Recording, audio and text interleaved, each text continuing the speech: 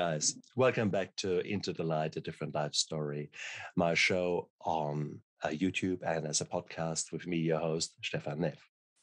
Another fantastic day for an interview. And today I've got Dianne Simboro with me. Dianne is a woman who is helping victims of family violence for the last 10 years. And prior to that, she unfortunately lived a life where family violence equally affected her. And I'm so honored to have her on the show because this topic is so big out there. There's such a nasty undercurrent in our society. And when I say our, Dianne is beaming in from Australia, I'm New Zealand. But this could be a discussion that is being held in the UK, in Germany, in the United States, and Canada, the Western world. There are variations of the theme as far as Asia is concerned, or as far as the Islamic countries are concerned. But I mean, that is not something that we can discuss in detail today. But what we're discussing is the I guess the Australian and the New Zealand perspective, which is pretty much reflective of the first world, unfortunately. So I'm so honored and humbled that you're on my show. Welcome. Thank you for coming, Dianne. Thank you so much for having me. I'm really pleased to be here. And it is such a needed thing, especially now in the times of lockdowns. As we are here, we've just finished the first week of quite a severe lockdown because we got penetrated, our country, our defenses, with COVID, and inevitably that will put a lot of strain on many family relationships because suddenly money is no longer coming in. Suddenly people are sitting on top of each other that normally we're not exposed to each other as much. Suddenly there might be drug withdrawals where people can't get access to their dealers. And you can imagine many, many, many reasons that will lead to extreme levels of not so nice things happening in families. So this is the perfect time that we touch upon this taboo, shall I say, this shame and guilt-ridden secret that is, however, so common out there. It's shocking. Do you know figures of Australia? Is there anything that comes to your mind if you say how many families are actually affected by family violence? The current statistics are 1 in 3 women are affected by family violence. So if you take that into the proportion of the population, it's a lot of people, 1 in every 3. And that could be, in some families, there are more than one woman, like there's older girls and things like that. So if you're talking about a family, it could be one family with 5 girls that are all affected by family violence, or another family that's not affected but knows other people who are. So I think there's this is a topic that impacts everybody. If it doesn't impact you directly, it impacts you indirectly through the people that you work with, through neighbours. Neighbours, what's happening behind closed doors that you don't know. They might look good in public, but they're not in private. There's so many things, so many areas. In the schools, it affects the schools because it affects children's behaviours, so many areas of society that no one can say, oh, it doesn't affect me, therefore I'm not really interested, It just so affects everyone. Yeah. Couldn't agree more. Do you think the problem has gotten worse over the recent decades?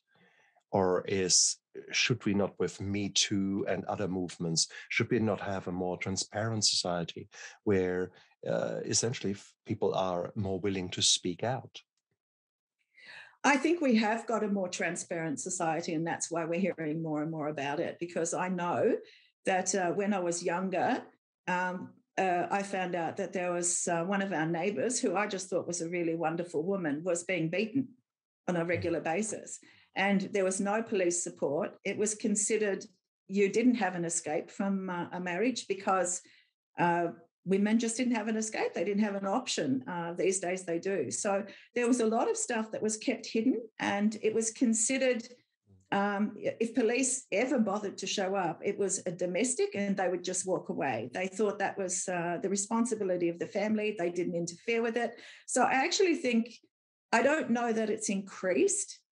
I think it's increased in awareness, but I can't say that today it's worse than it was before, because I think the treatment of women in the past was horrific in some circumstances and completely ignored, So at least now we're talking about it. At least now we're exposing it. At least now we are doing something about it. So, but I don't know the statistics, because I don't think those statistics were ever kept. Absolutely. I don't know. Yeah. But it's shocking how many people I interview who actually tell me of a horrific childhood, of a horrific time. Often, guess we're living on farms in more social isolation, and these were houses of horror, which awful stories there. And no one ever knew about it, because the victims kept quiet. There were no supports available in the sense of Women's Refuge, or the Salvation Army has been around for a long time, but not when you're living somewhere in rural Australia. I don't think that there is much there. There might be the church, and then the church might actually be part of the abuse and part of keeping you in the abusive relationship. And so I'm glad you bring that up. Yeah, I'm really glad you bring that up, because I found that I'm not going to say all it's like that, but in some communities, like the same as a judge or a magistrate, a policeman, a religious leader, a lawyer, anybody in a position of authority or a position of influence, their personal opinion about family violence impacts the way they deal with it. So whoever comes to them, so if a religious leader has a personal opinion about what a woman should do and what her responsibilities are within a married relationship, he's going to give the advice that is pertinent to him, what he believes to be true.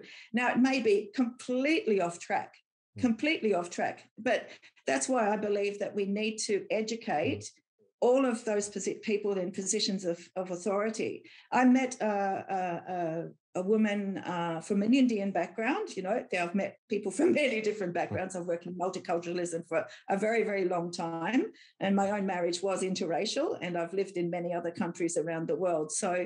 But this lady, she was a leader in her society, a community leader, and I went to a family violence event. They spoke about a man in her community who had brutalized his wife, and then in the end he killed her and committed suicide. And it was very, very clear that he was an abuser, and very clear that what the outcome was. But she defended him. It shows that he's a good, this is the quote, it shows that he's a good person because he took his own life. And I thought, well, how does that show he's a good person? Is it okay to do the violence as long as he takes his own life and wipes out his wife as well? So, and I looked at her and I listened to what she said, and I thought, if I am the next woman who comes to you with this problem, you're going to tell me, go back to your husband, he's a good man. And I was very, very deeply concerned about that woman. Deeply concerned. Problem, isn't it? Oh, it is very much so. And you already have therefore pointed towards this multifactorial issue, really. It's not really about one man, one woman, and good or bad or right or wrong. It is about connection and about relationships. It is about communication. It is about the underlying things that go pear-shaped.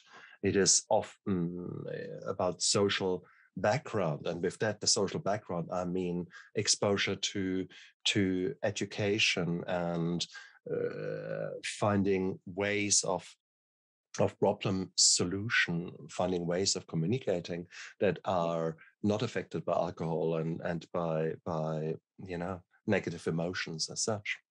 Yeah. Our society is unfortunately in we are a whole range of people. So therefore, but I want to be very careful here, because what I was just saying, socioeconomic issues might play a role, might make that more common. I say might, because it transcends the whole stratas of society. Family violence is like addiction. It is. Yep. It can be judges, it can be policemen, lawyers, religious leaders. If you actually look into your own practice and would do a bit of an audit, would be interesting, wouldn't it? Do you keep figures? Do you and have you looked at it from that angle?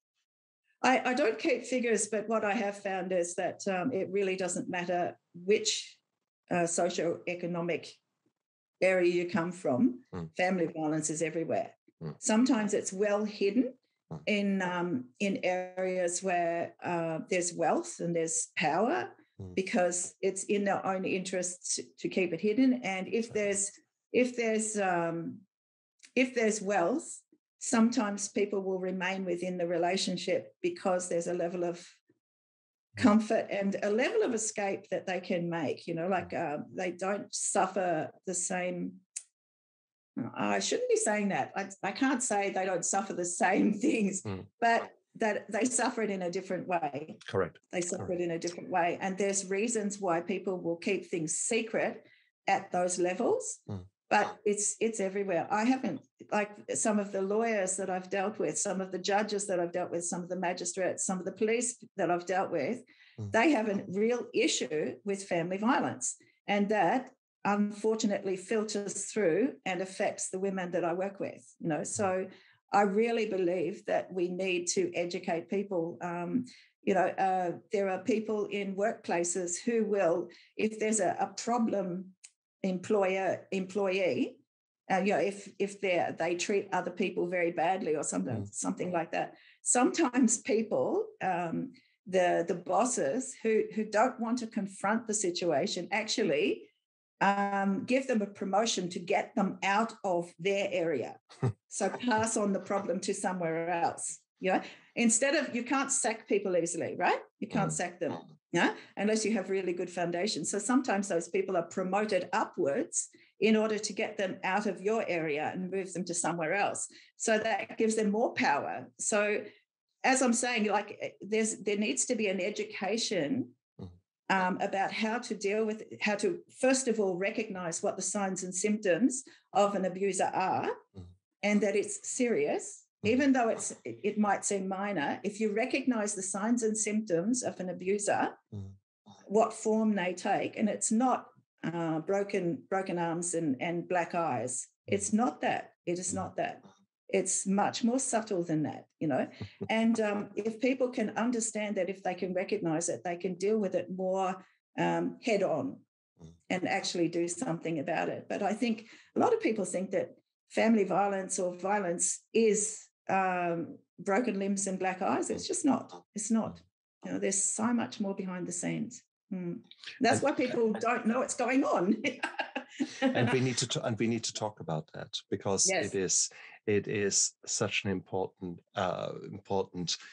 point you're making. And I have to cheat, because you gave me this beautiful cue there. You called your talk "Why It's Easy to Confuse New Love and Early Stages of Abuse." Now, when I saw that title, I thought, okay, now that is interesting, because whilst I thought I knew a lot about abuse, that title set me back a bit, and I thought, explore that with me. Go with me. Why do you think there's a similarity there? The reality is there is a similarity, because the abusers, especially serial abusers, are very good at what they do. They've got strong people skills, okay? And in the early stages of the relationship, their goal, their intention is to secure the relationship. Okay. So I'm going to say woman is the person who's the victim and the man is the person who's the perpetrator, just because I'm making it easier. Okay. I recognize that there are victims in every gender, and I recognize that, but I'm just going to do that for the sake of ease, if that's okay with your viewers. Okay. But the woman enters into a relationship and she thinks this is new love. This is new love. So she is all of the things that you would be in a new love relationship, which is you're trying to impress the other person. You're showing your best side to the other person. You want to engage them. You're excited to find out more about that person. Yeah. So you ask them questions, but her intention is this going to be a person that I can relate to? Is this person going to be a person that I can make a relationship with and a long-term relationship with? Now I'm talking about the serial abuser on the other side. He comes to the relationship and he's asking her questions. He's on his best behavior, because if he's not on his best behavior, he won't secure the relationship, right? So he has to be on his best behavior. The questions that he's asking is to understand, where has she come from? Is she going to make a good victim for me? Does she have all of the characteristics that I need in order to be able to take control of her? You know, what are her secrets? Has she just come from an abusive relationship? Is she wounded by that? What do I need to know about her and what affected her in order to make sure I don't do it? Got it? Yet. So he's a chameleon. Yet. This is about securing the relationship. So this is about new love. It's not further down the track. This is about the new love, okay? The early stages of abuse and new love, all right?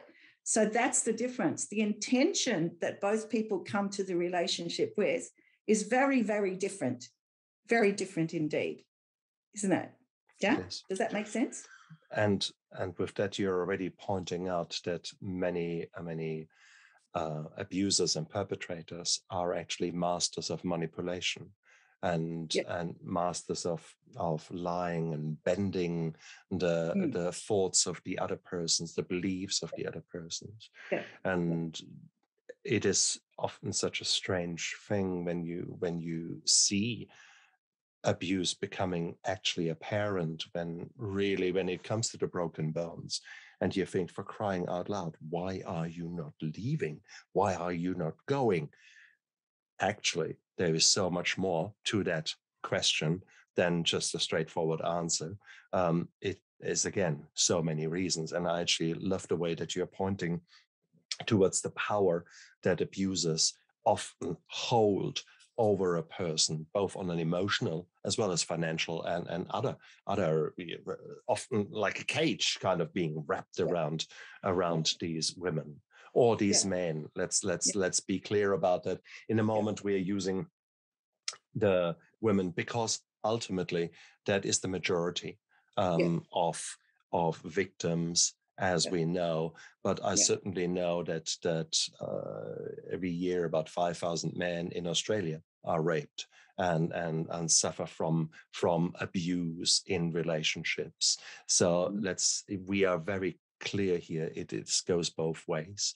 But so guys, don't write in you know. So no. Let's stick with what is important, not the semantics of it. Okay. Yeah. Mm-hmm. Cool. That's intriguing. That's really intriguing, because often you think about physical abuse and things like that in sort of stereotypical kind of ways, and that's not really true. If you now look at figures, if you look at personality disorders, narcissistic personality disorder, or things like that, there are huge out there. I mean, 10% of people have got a personality disorder. So that's 1 in 10. Now, and some of these people cannot feel empathy. For them, they become master manipulators and they do whatever they want to do, because that is just how they are wired. That's how they are ticked. So you can see that someone like that will become a master. in portraying a beautiful thing to the outside. They might be really outspoken and gorgeous, leaders in their community, everything's hunky-dory. And then on the inside, oh my goodness, there is, if you want to have religious words, there is a true demon sitting in those people. Yeah, yeah. And yeah, that is so brutal.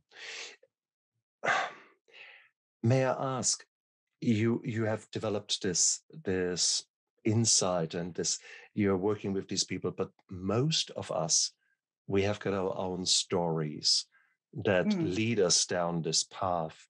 Are you happy to share a bit how you became an expert, yeah, for the lack of a better word, in family violence?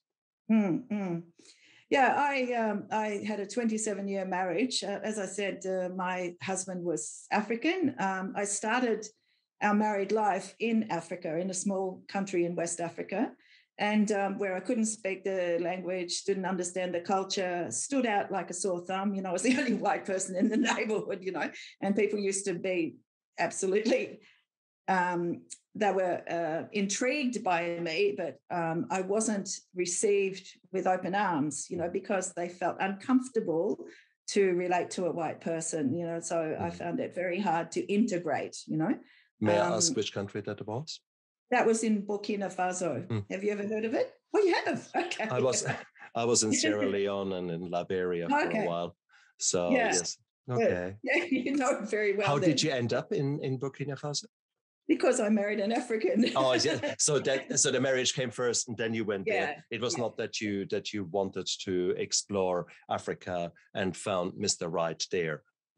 No, funny enough, I had an absolute. I've had a love affair with Africa since I was a little kid. I've been dreaming of Africa all of my life. So for me, I was going to Africa anyway, and I was going to travel there. I started out in Egypt, and so I was, and I wanted to head downwards, but I ended up going back overseas and then coming back to Africa later on, and then exploring then. So yeah. But it's not surprising for me to be married to an African, not at all. Some African countries have got very strong matriarchs, so where the women are the powerful people within the family. How is Burkina Faso? Is it more a male-led society or more matriarchic? No, male. Yeah, it's predominantly Muslim. Yeah, and it's quite strong Muslim. My husband's family were Wahhabi, which is the highest order of Islam. Yeah, but in saying that, my husband's father, he converted to Wahhabi, so he went from regular Islam to a higher level. So Wahhabi is like Osama bin Laden type, that's that type of thing. Anyway, he had two wives. You know, there was polygamy within the Islam, and my husband's mother, she was told that she had to wear full covering, you know. And she had lived her life all the time with just a scarf, you know. And so I fell in love with her when I found out that she said, "No, I'm not going to wear it." so in saying, you know, that the men dominate and control, there's still very strong women within Africa, and that must never be discounted. You know, like a lot of people, same as a lot of men think Asian women are subservient, you know, and they're not strong. They're strong. These are powerful women, and they exist all over the world. So never discount a woman, you know. Oh, absolutely. I've learned that lesson the hard way. You should meet my wife. She is gorgeous, but I need to be careful. She will listen to that interview. No, she's. Oh, I'm joking around here, and it is beautiful to see women being the gorgeous beings that they are, and finding a voice and finding a sense of fulfillment in the various roles that women play in the world, and multiple roles often at the same time.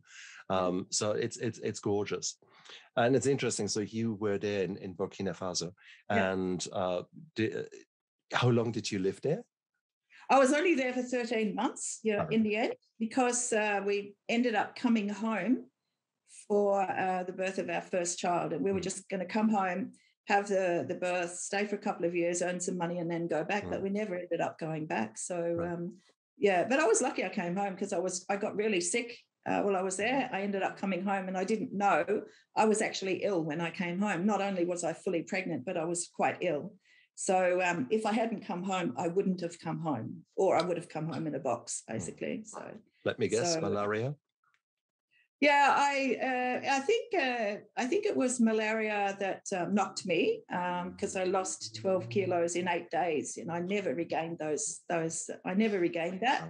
And we had a mirror. It had a mirror that it was about that big. Can you see my hand?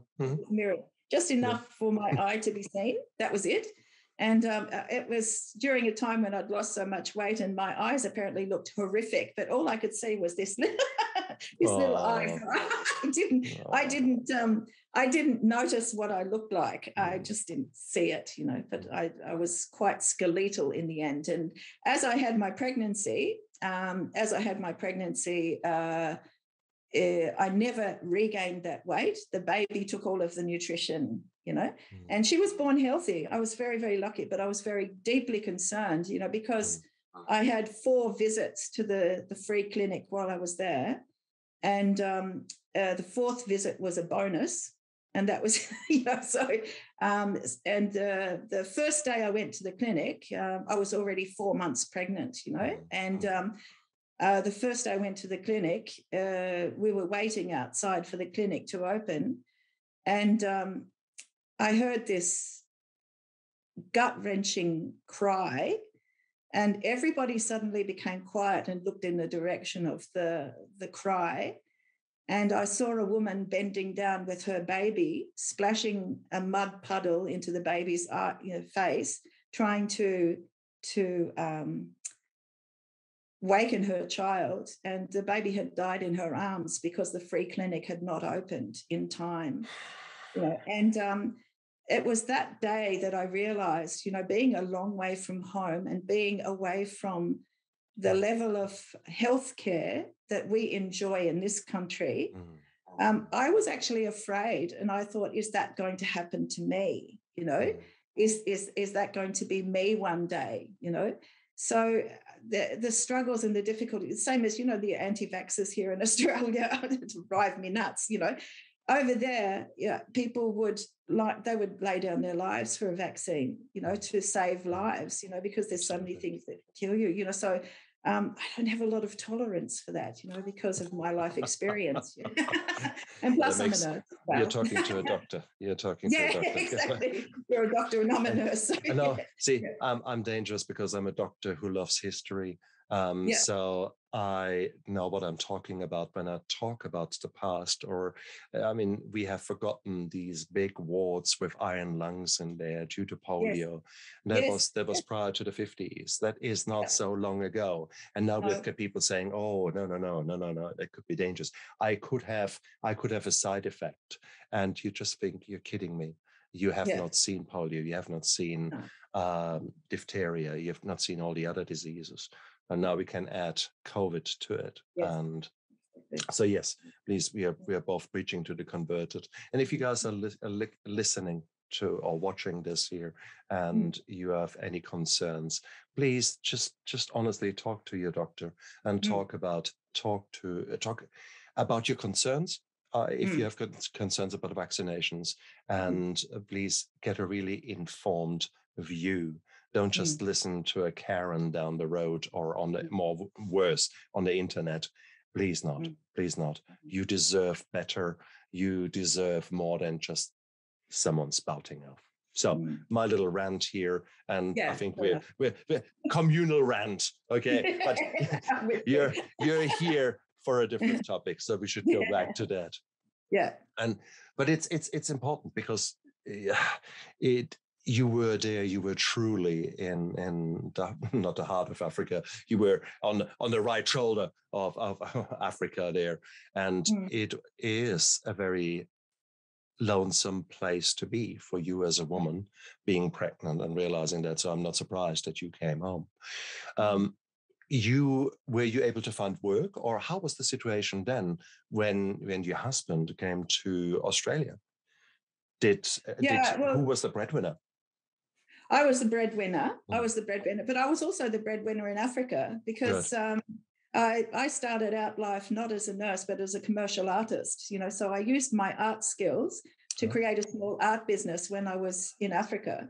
And I created it from scratch. And I went door to door with 2 paintings that I made because I didn't know what people would like.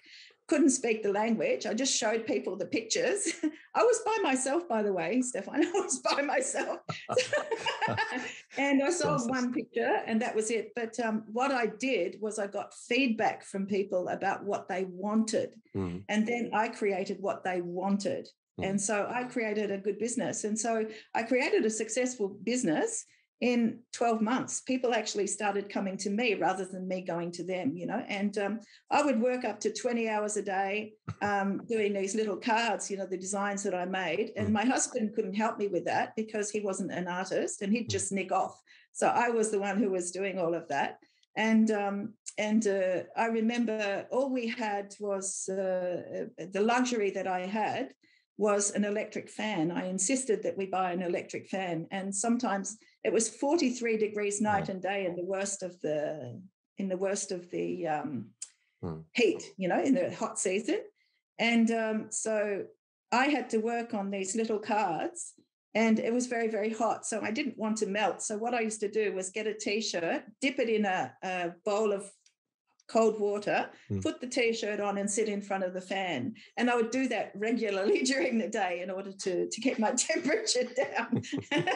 And that's the way I created the business. But when we did come home, I was a nurse, but I was sick, as I said. I got sick, so I was, but I was the breadwinner. So until he was able to get a working visa, because the closest country to Burkina, or the closest Australian embassy where we could get a visa for him, was Nigeria, which is where we had to stop off on the way home in order to get him just a tourist visa alone, So even while we were married, it wasn't an easy path. Yeah.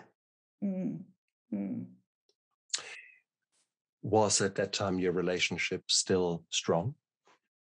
Or were there already signs of it breaking? The funny thing is, I'm one of those people who had to be told that I was going through family violence. And there are many, many, many women out there who are going through the same thing. They think their husband is difficult person, difficult in inverted commas, okay? But they just think that's marriage, like I had one marriage and one marriage only. And so I thought that's marriage, And I think because we were interracial, I knew about his culture because I lived there and I knew what was regular behavior, but his behavior was not that, And I think I would forgive him for certain behaviors thinking, oh, it's our cultural differences. But I think you rationalize away very difficult behavior and you think, someone told me the first 10 years are the hardest. And I thought, when are the first 10 years going to finish? They just didn't finish. They just kept going, and going and going. And we'd end up with arguments that I thought, where did that come from? I'm not an arguing person, constant arguments. And I couldn't figure out what it was about, throwing things, like being a brute, and there was, I didn't get hit, but there certainly was sexual abuse because a lot of women are afraid to speak about that, but there was sexual abuse, like sexual violence rather, and he towards me, not towards the children, but there's verbal, there's emotional, there's psychological, but I just thought he was a difficult person. So one day I found he also gambled. So one day I got some free counselling And I found myself in front of a counsellor, and she listened a little bit to my story, and she gave me a list. And she said, tick all the things on the list that apply to you. And I ticked loads of things on the list. I found out all of the things that I had ticked were all symptoms of family violence, all of them. Yeah. And so she turned around and she said, what you're going through is family violence. And I was in a state of shock, because my thinking was, it's broken limbs and black eyes. I needed to rethink. I needed to think again, When did that happen? How long were you in the relationship then? I was in the relationship for 20 years.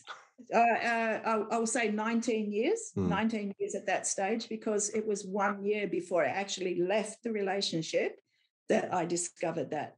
So it took me 12 months to actually set things up so that we could safely leave, so that I had things prepared, but we were separated under one roof, but then we separated completely when I had everything organized. Yeah. And you're a clever woman. You have got insight. You probably could diagnose family violence in any one of your patients as a nurse. And that's right. So you have got this beautiful view towards everyone else, but the moment it comes to yourself, you can't see it. It's far too close, isn't it?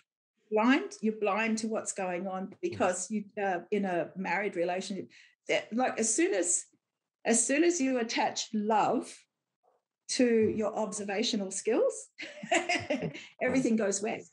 And also living in a violent relationship, you mentioned something before about why doesn't she leave? The common question, why doesn't she leave? A lot of people ask that question. When you're in a violent relationship, the only two things that you have available to you are intuition and adrenaline. When you're going through violence, those two things are what is available to you. The brain actually shuts down. It shuts down. So you don't have logic, ration, or reason available to you, because you're in emergency mode. You have to make quick decisions. You can't logically, rationally, and reasonably take time to make decisions if you want to survive. So when a woman is going through violence, or anybody going through violence, kids going through violence, you have those two, that adrenaline and the what did I say before? I've gone blank. No, you're absolutely right, because you're in this fight and flight mode. You're absolutely, and your conscious decision-making goes out of the window, and you're falling back to deep mammalian brain and reptilian brain kind of stuff. Truly responding rather than planning and acting according to more sensible principles. And regrettably, that is so common. That is so common in people out there. That's where this kind of work-life balance comes in, because if you don't get that right, then you're falling onto that level and you only respond and you only go nuts in, and that is just working life and stuff like that. But regrettably, that of course flows over into relationship problems. But if the relationship problems are actually the key to the whole thing, well, that flows over into other parts of your life. Yeah. Were you a good nurse? I was told that. The only reason I'm saying I was is because I received a lot of feedback, and so I was very good. But in being caring, you like to rescue people. That's where I wanted to go, because that's right. So something in you actually recognizes the need to be caring for others, because you didn't get the care of the caring love that you wanted deep for yourself. Is that fair to say? Yeah. Also, as a nurse, I could go and be loving and caring and concerned and really look after someone and feel good about myself. And then I would come home and that would give me the capacity to be able to deal with the different thing that was going on at home. But once that ability to go to work and experience the true self, my true self, and be free to be myself, once that's taken away, and this is what's happening to people in COVID at the moment. Exactly. Work is an escape from the reality of what's going on at home. You can ignore it for a period of time, or you can overlook it for a period of time, unless it's there in your face all day, every day. Unless you don't have that outlet where you can be yourself, where you can feel confident, I'm still me. But if you're stuck at home and suddenly you're thinking, I've lost me, I'm not the same person in this relationship, where have I gone? And that's a big thing in the recovery process. Women lose themselves. They're lost, Regrettably, I wonder sometimes where's the chicken and where is the egg? Because here you are in your 30s, 40s, you're putting in the extra hours in order to develop yourself, become a good person for your standards, which typically means at work, you work, and it's such a busy life that we take, and then children come, and then this comes, and that comes. By the time you've blinked, you have forgotten who you truly are, and you have developed into this person who identifies yourself. Oh, I'm a really good nurse, and I love my job. Yeah, that's cool. Forget the job. So who are you? Yeah. Well, I'm a really good nurse, and there was for me as a doctor. It was exactly that. I had lost myself. I had no clue who I was. Yeah. Which is something positive if you look at it, because it gives you a blank canvas to paint upon. And so whilst I was an empty shell of a man after rehab, I was, over the next year or two, I was actually starting to redefine myself.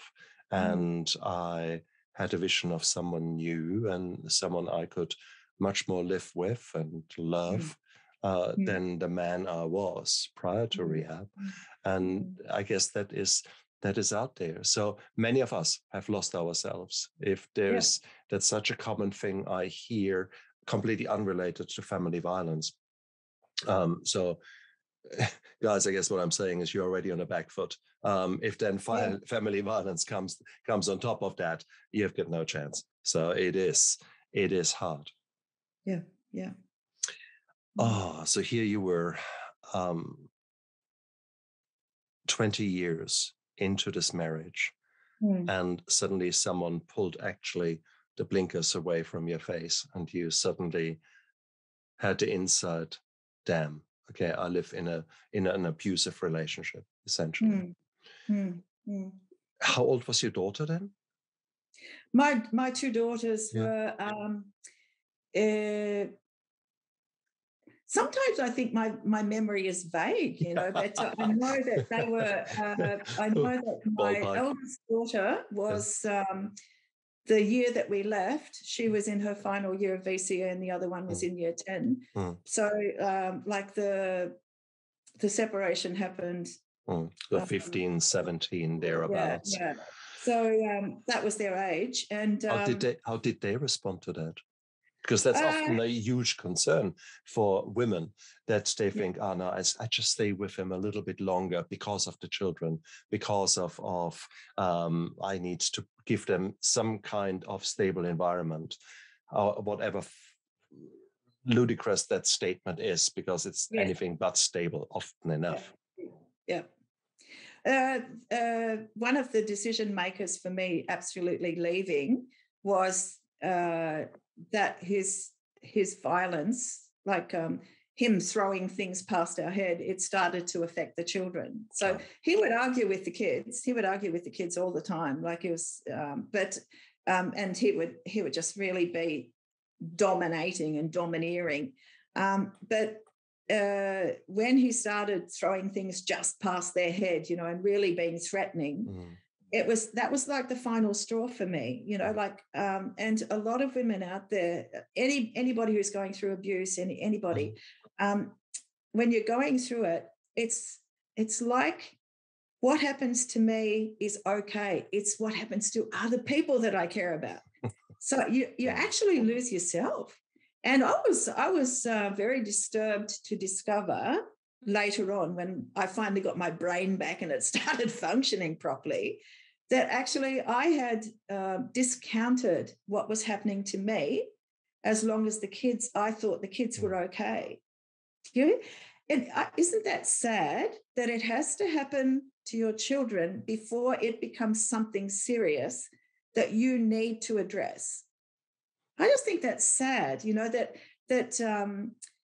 that already I didn't have a good self-esteem whereby I thought, this is okay for me. You can treat me this way, but just don't treat my kids that way. I'll have your head for dinner type thing, But isn't that sad, that you diminish yourself so much within the relationship? And I think that is part of the process. I really do. I've witnessed that in the other women that I work with. It's part of the process. But I think that made me sad later on, when I realized I had just thought so little of myself that I thought it was okay the way he treated me. Did you feel endangered when you made the decision to leave? Yes. Yeah. I actually, when my daughter was tiny, and the first time I left him, I only left him twice. The first time I left him, I had a toddler, and I was 8 months pregnant with my second daughter.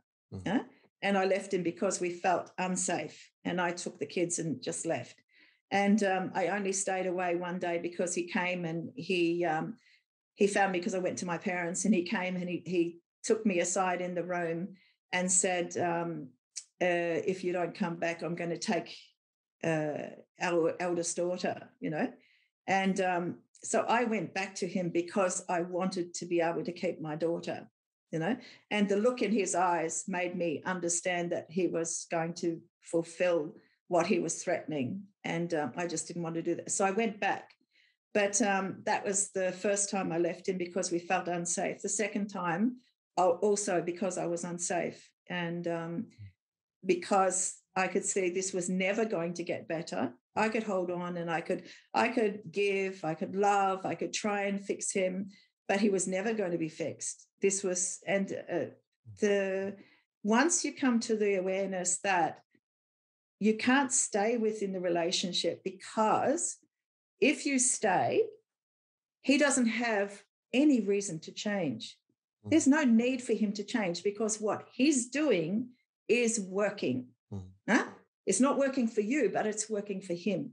So until you leave the relationship, there is no need for him to change. No need. So that's why it's important to leave the relationship. And I encourage everybody to think that way. If you still love that person, the only hope that you have is to provide him with an opportunity for change, opportunity in inverted commas, not a guarantee, an opportunity. And that's by leaving, because the only person that he's then left with is the person he faces in the mirror. And only then can he recognize, hang on a minute, this isn't working for me anymore. Maybe I need to change something, and you hope that they might want to change because they long for the relationship. But there's no guarantee. And it certainly didn't happen in my situation. And I have not seen it happen. I've met one person, I think, who actually made a go of it when they got back together again. But there has to be an equal commitment to change, an equal commitment, and follow through on that. Not just say, I'm sorry, come back, because you hear that so often, and they shed tears and, I didn't mean to do it, please come back. I really love you. Well, love is not practiced in that way. Love is not something that makes one person frightened and the other people all powerful. It just, that's not love. That is minus love, Yeah. Without now coming up with excuses, but what do you think were the needs that he wanted to meet with his behavior? What did you give him? Was it a frustration of sorts? Why did he behave the way he did behave? Did you ever try to understand it, or did you come up with thoughts in your own relationship? That's all I tried to understand. When I left the relationship, I invested in education for myself about understanding why do people do what they do? Because all I wanted to know was why? Why? That's all I wanted to know. And I thought, once I know that, and once I did discover some of the reasons why of this behavior, but it is a choice. I have to come back to it's a choice. Yeah? But the reasons behind the behavior are not because a person has to do this, but because a person chooses to do this, because there are benefits to them. Now, those benefits are for an individual, but they are not for the couple. Okay? So they're one-sided benefits. But no one does anything that does not somehow benefit them. No one. We'd be crazy if we did stuff that didn't have some sort of benefit attached to it. So that's what I discovered, is that you can make all sorts of excuses. I came from an abusive family, all that. You can make all sorts of excuses. There is a precondition there, I observed that my father was abusive towards my mother. Maybe that's the way some people can normalize. This is the way love is expressed, because that's all they knew. But in reality, it doesn't take forever to discover that's not true. You may believe it for a period of time if that's all you know, if that's all you grew up with. But as you expand and grow out to the world and you meet different people, you discover, no, that's not true. That is not true. That is not the way to love a person. That is not how love is practiced. And so then you become confronted with the choice. How am I going to be in a relationship? And if someone's really, really insecure, and they need to dominate someone in order to feel good about themselves, then you've got a serial abuser. But the people who can, just remember, there's a public face to abuse and there's a private face. Public face is, he's a really good guy. He gets along with everyone. He's very generous. He's really good at his job. And then there's the private face. He's a jerk, a total, absolute jerk who makes his wife and his children afraid, But the public face never gets confused with the private face. So do not ever, ever, ever get sucked into the belief you made me do it. Because if truly there was no control, the public face would get mixed up with the private face, and it doesn't. Why doesn't it? Because they're choosing their behavior. And I think, don't get sucked into, I made him do it. No. It's got nothing to do with that. It's, if I can control myself in public, I can control myself in private. I just don't choose to, because somewhere there's a benefit for me. That's beautifully spoken. That's beautifully said, because that is the crux, isn't it? It is the choice. It is the choice. And this is, and I understand we sometimes go through bad times and you lash out in frustration of your own anger and resentment. But what you are talking about is not a frustrated scream one day. It is a persistent pattern of behavior. And I think that is the key thing to realize. These are choices that the perpetrator makes on a daily basis. That is so true. When you were finally getting ready to leave, two questions come to my mind. Is there a tradition of honor killings in Burkina Faso? Or, I mean, we certainly see in East Africa and in North Africa, there are strong feelings with regards to the honor being destroyed, and therefore, however much I need to love my daughter, she will be killed. Is there such a awful thing happening in Burkina Faso? Not that I saw, but Okay. If you want to look at it in the way of what happened to the women afterwards, the men could easily leave a woman. They could easily leave the relationship, okay? And they could go on and have another relationship easily. They could marry again, and there were no restraints on them.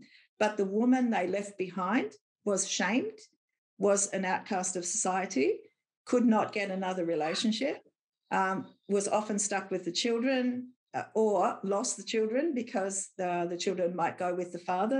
That's another. So there's no honor killing, but it's like you're dying anyway. Because you haven't got a life. What you've done is shameful. It's not you. The funny thing is, if the man was abusive and that's why he's leaving, or he's flirting with someone else and that's why he's leaving, it's not what the woman's done. It's he's chosen to do that, but the woman carries the burden of shame, and that's sad. And that's but you don't have to go to Africa to experience that power play. No. That is Australia, that is New Zealand, that is church-going people left, right, and center. Yes, it is playing out not 20 years ago in some godforsaken place. No, it is right now in your neighborhood, guys. Okay, now. Maybe you can just look around. I mean, how many houses can you see in your neighborhood, and how many apartments can you see? And I'll leave the guessing to you. But I'm sure that whilst you're actually looking at a variety of houses, you probably look at one house where family violence is a very real issue right now. Yeah. My mind. The other thing we need to mention too is I'm talking about one country in Burkina, one country in Africa. There's different traditions and different cultural practices in different countries. So that does not mean that's the whole of Africa. It's certainly not. Correct. That's Thank you. Small area. Absolutely. So that's what I'm talking about, my own personal experience with that one small area of Africa. Absolutely. I don't want to offend other Africans. And that's a good point. That's a very good point. Yeah. Thank you very much for, I take that for granted, but it's good to actually spell it out. Thank you very much.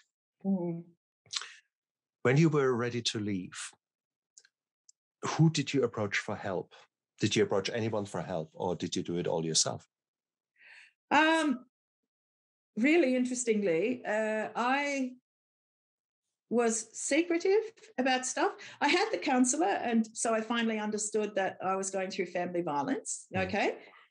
So I had some free counselling sessions, and that was helpful. That helped me to start to reclaim myself, when you're getting ready to leave the relationship, it's overwhelming. You have so many things that you have to do, so many things, and it's overwhelming, and you can get weighed down with the overwhelm. So my counsellor taught me to put one thing on my to-do list for one day, one thing. And it was just a really super simple thing, just something really small that I absolutely knew I could achieve. And then I put a huge tick, I mean, really a big tick right next to it every day. And I celebrated the achievement of one thing. And then I put 2 things on the list and 3 things on the list. So she helped me to start to reclaim my power and to start to feel I can get things done and I can make it through this. So that was the start.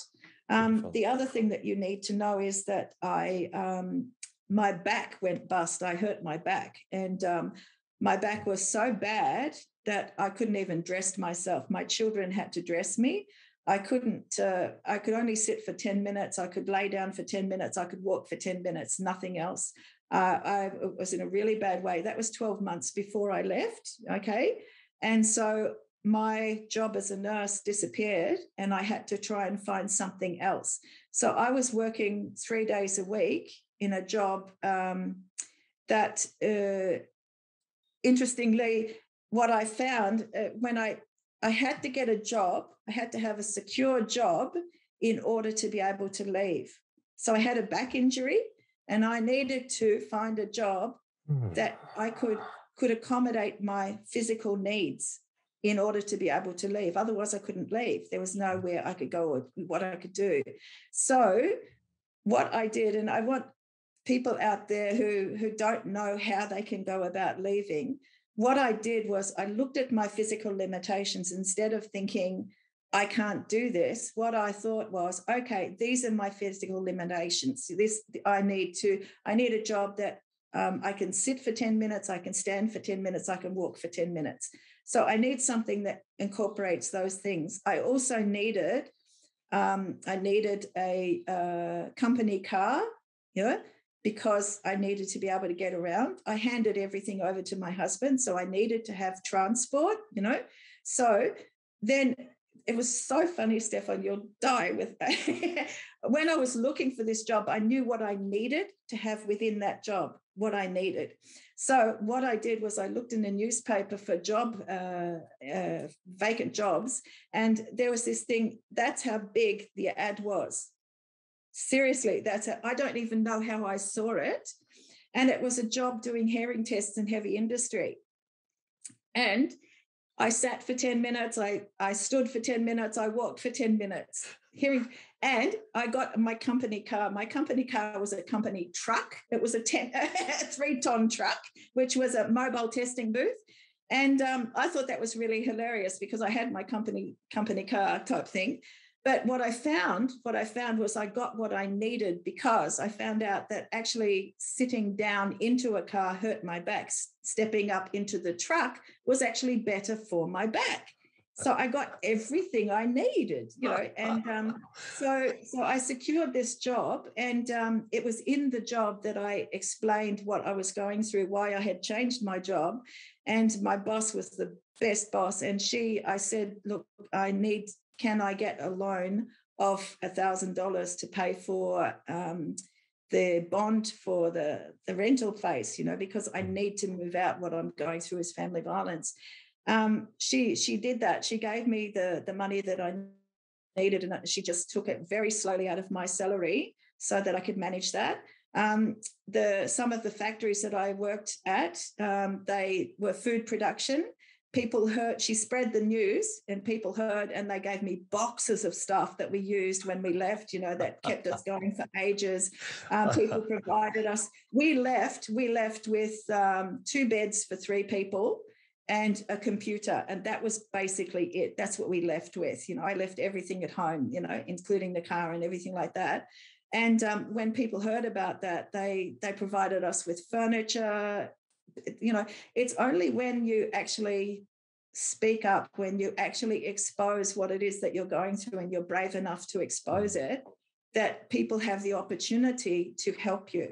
If you keep it a secret, you're cheating other people, other kind and compassionate people, of the opportunity to provide assistance, and also to be able to experience the kindness of humanity, because what you've just come through is the opposite of the kindness of humanity. So you need to invite these experiences so that you start to recover, so your heart starts to heal, because without being able to embrace those things, it's very hard to heal, very hard. The problem, of course, is that's us now talking down the line when we have healed, when we have gone through the darkness and have now come into the light. But when you're at that moment, did you feel like a failure? Oh, yes, absolutely. Absolutely. When you're talking about a marriage and you're talking about a relationship, you're talking about an identity, and an identity. I'm a married woman, I'm a mother, I'm this, I'm that, I'm a good person, I can help someone to heal, all this sort of stuff. So yeah, I felt like a failure. I married. There's no one who walks down the aisle and gets married and makes that commitment and says, I'm going to ditch this relationship in 12 months. No one. They see this is my permanent life. No one thinks until I get bored. They're not making the vows until I get bored and then I'll ditch you and run. No one said that. So you do feel like a failure. You invest everything on the relationship, and you do feel like a failure. And especially when you were in living a family violence scenario, however long it lasts, because you are always thinking about yourself. What was it that I've done wrong? You're trying to take on the burden. So there is the shame, there's the guilt, but there's also this, it must be me. And it is such a crazy belief system that drives these thoughts into our minds. But it is there. It is there, and it can be so bloody powerful. No, it is, oh God, it is a roller coaster of emotions that you went through. No doubt there will be hope, and you're getting I ticked that, and I've laid down $20 here, and I've got this sorted. It's great. And then there is the ongoing uncertainty, the ongoing, you don't know what happens. Will he be in a good mood, bad mood when you come home? So it is an absolute nightmare because previously you have been living in denial.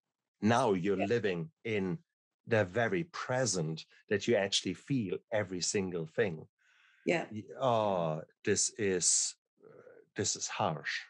There's also another aspect too, is the women or the victims carry a burden of blame because one of the commonalities, regardless of where you come from in the world, that one of the commonalities of family violence, of abusers, is displacement of blame.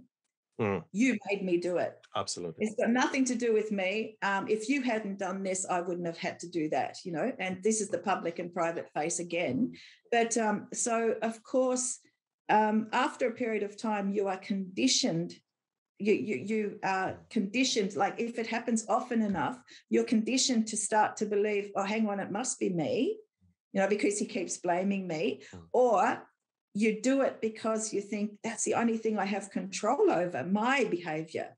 So maybe if I change my behavior, then that will help him to change, And the reality is, and I'll tell you one common thing with perpetrators of violence is that they change their rules of engagement. This is important for your viewers to hear. They changed their rules of engagement. So what you did to make them happy one day, that worked. So I'm going to do that tomorrow. And you do it tomorrow, and he's changed the rules of engagement. And he keeps on changing the rules of engagement. So you're constantly off balance. You literally do not know what to do to please this person. And that's a strategy. That's a good strategy, because if someone is off balance, what are they going to do? Try and stabilize themselves. They're going to focus on themselves, not on the other person who's causing the imbalance. Got it? It's a very powerful tool. I want people to know that tool exists, because once you understand that, I'm not going crazy. This guy is changing the rules of engagement. I'm not going mad. I'm actually okay. He's just manipulating. Does that make sense? Hell of a lot of sense. Yeah. So true. And that is the manipulation that happens in such relationships, isn't it? And that is, and unfortunately, yes, you don't see it until someone points it actually out to you, until someone opens your eyes for what behavior really stands for, until you can see it. And hindsight is beautiful. It's 2020. With hindsight, you see it, but when you're full of the adrenaline and the fear and the uncertainty and all that washing over you, that's a chemical soup that blinds you, and that literally makes you, I don't know, just a very, very, very, I don't want to say dumb, I don't want to use a negative word, but it makes you blind, literally blind to the reality that is happening. And I think that's maybe something that we really need to appreciate as people on the outside who maybe touch the lives of a woman who has been in such a relationship. I don't think, if you have never lived in such a constant state of uncertainty, adrenaline, etc., it's very hard for you to actually appreciate what this woman is going through or has gone through in the past. Exactly. And how long it takes to heal. Yeah. Oh, exactly right, because you're now talking in a very deeply ingrained emotions, behavior, the 10 years of hopelessness and helplessness and worthlessness. You don't just go to a weekend seminar and then somehow get better and you're riding into the sunset. If you believe that, then you just don't need a gym membership. You just go once, do the right arm, and that's it. That's it now. Now you're fit for the rest of your life. I don't think so. And no. So when it comes to healing after an abusive relationship and after family violence, you're talking some serious soul searching and some serious rebuilding of a new person. But in order to grow that new person, you need to actually deal with the foundations, and they are often very, very rotten. The belief systems of these women, these men, that it takes a lot. It takes a lot to heal. And it's not recovery, it's recovering, because it's really an ongoing journey, isn't it? It is. And it's a beautiful journey. And it is such a wonderful journey you can go on. You might not see it, guys. You might not realize it right now, but it is waiting for you. It is most certainly, there is hope out there. You might not see it right now. You might actually be licking your wounds like a wounded animal, and that's okay. That's right now. That's right now the survival. There is a reason that you listened to that interview.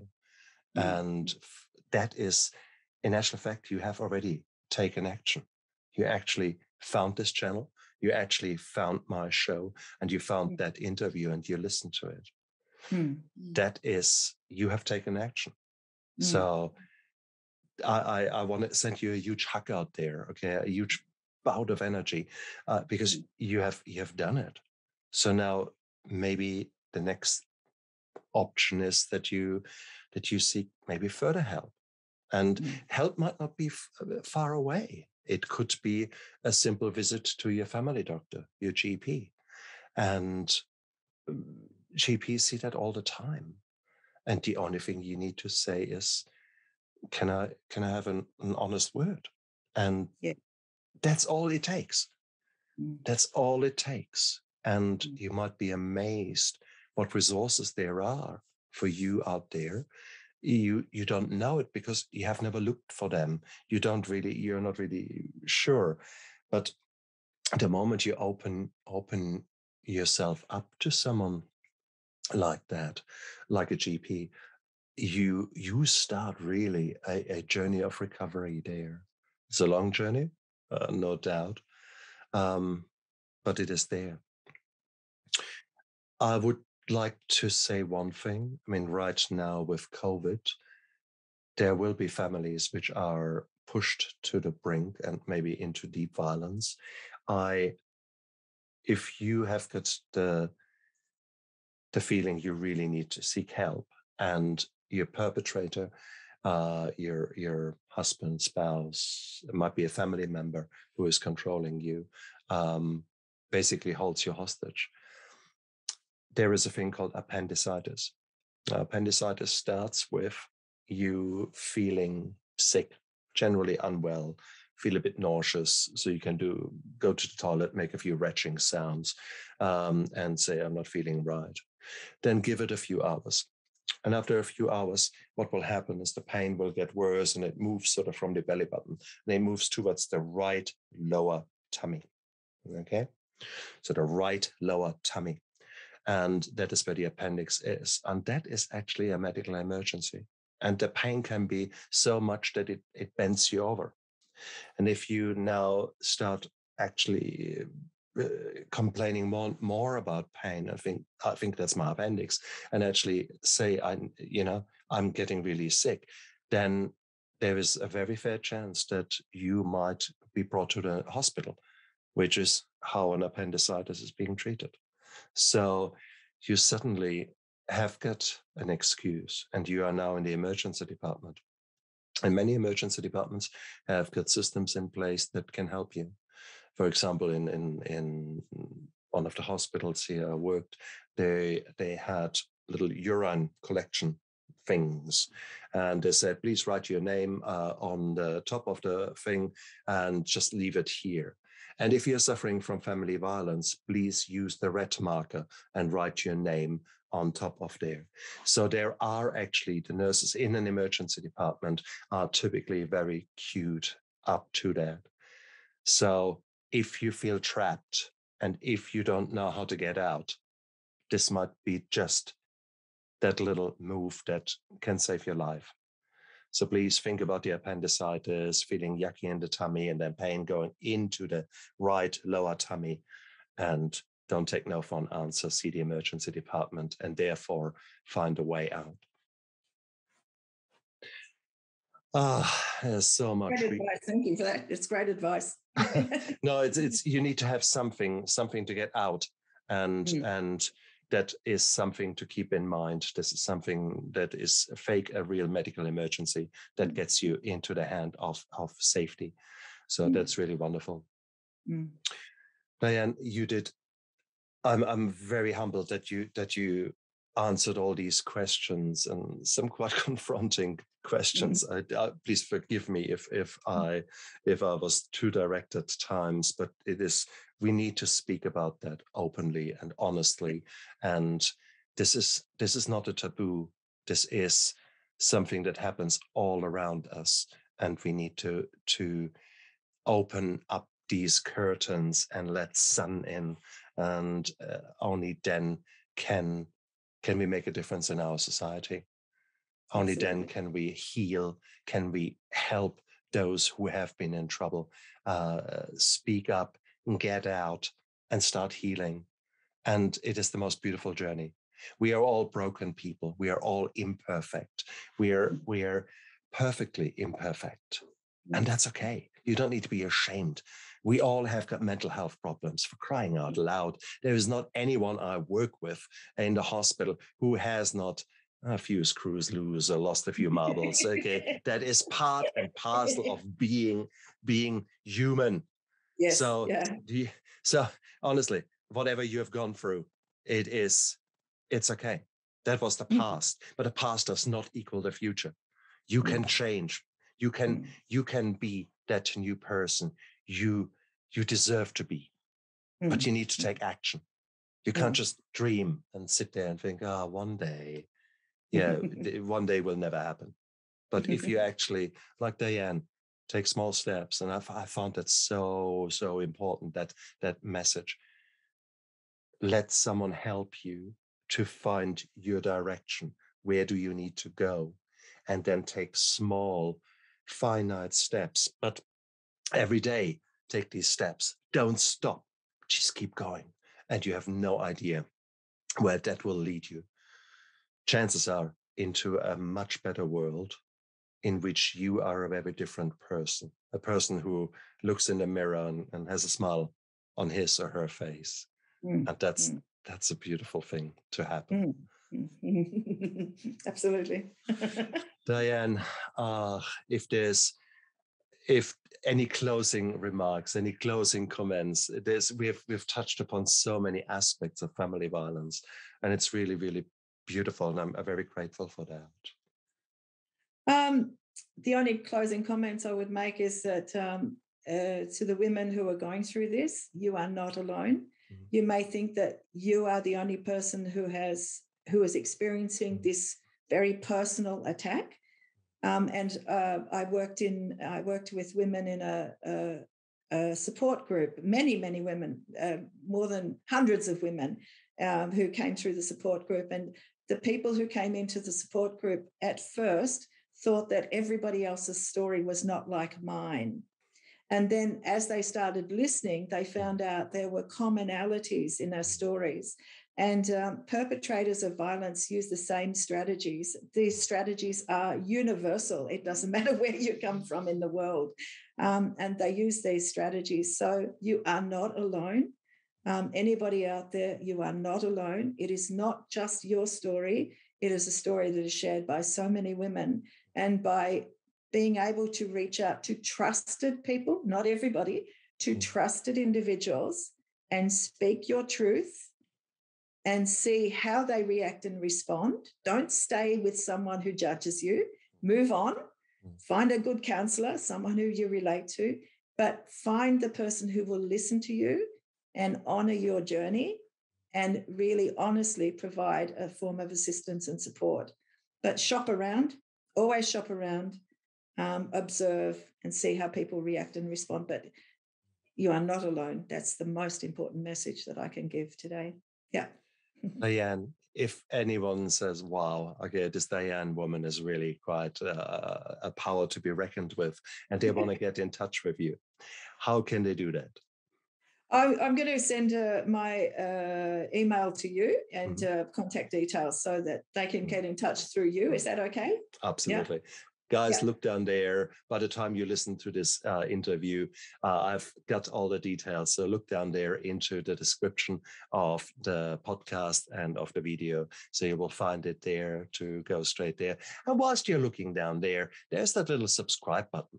Now, magic happens when you click on that subscribe button because you get actually notified of all the fantastic people that I've lined up in this show, and it is rest assured as I will not go away in a hurry, and I thrive by connecting to such wonderful people like Dianne tonight. This is an eye opener for me. It's humbling. It's an hour of therapy for me as well. As so I'm a happy bunny here. So we will continue.